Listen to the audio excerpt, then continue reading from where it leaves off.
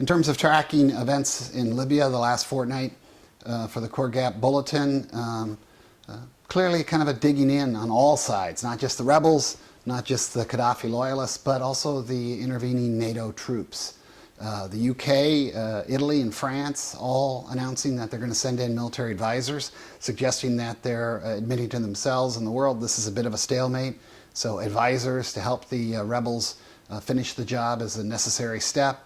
And the US, in the form of President Obama, announces that we're going to allow drones to be used in support of the rebels. And this is also a crucial next step because according to the US military, as much as 40% of Gaddafi's ground forces has been decimated by the NATO airstrikes. And as the rest engage in sort of a hide and seek, going underground, hit and run kind of tactic, you really need the drones in terms of the dwell time to be able to root out these players and direct the further airstrikes in support of the rebel movement. The rebels have displayed a capacity for learning, even though their equipment, their weaponry tends to be fairly antiquated. They are picking up tactics fairly aggressively. And as we predicted in a previous bulletin, Misrata is basically the core of the fight. Very much a tide-turning center of activity. And most recently, the rebels seem to have done well in terms of retaking the city, retaking the tallest building in the city, the insurance building, and basically holding off repeated reply attacks from the Gaddafi forces, killing them in the hundreds.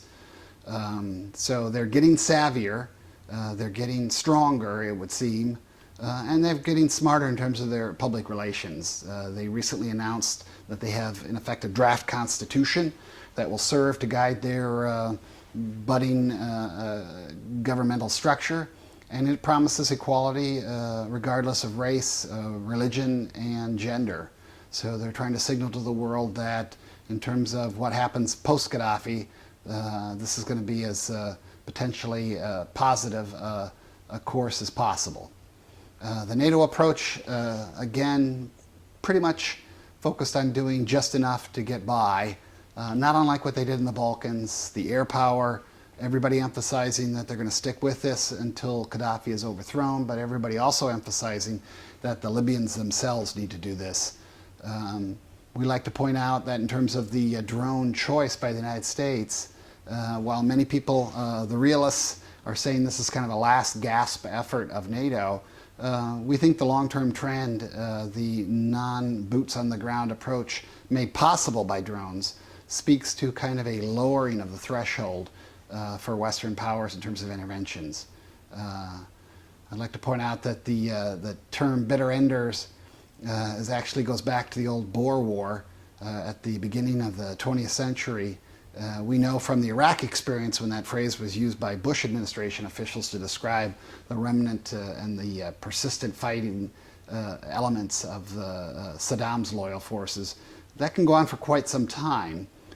So no question that we're in this for a long haul, but again, NATO very much pointing in the direction of kind of digging in for the long haul. And along those lines, we recommend that the Western governments, kind of following the lead of the French, recognize the Benghazi-based coalition government, sending even stronger signals that they're in this for the complete end game.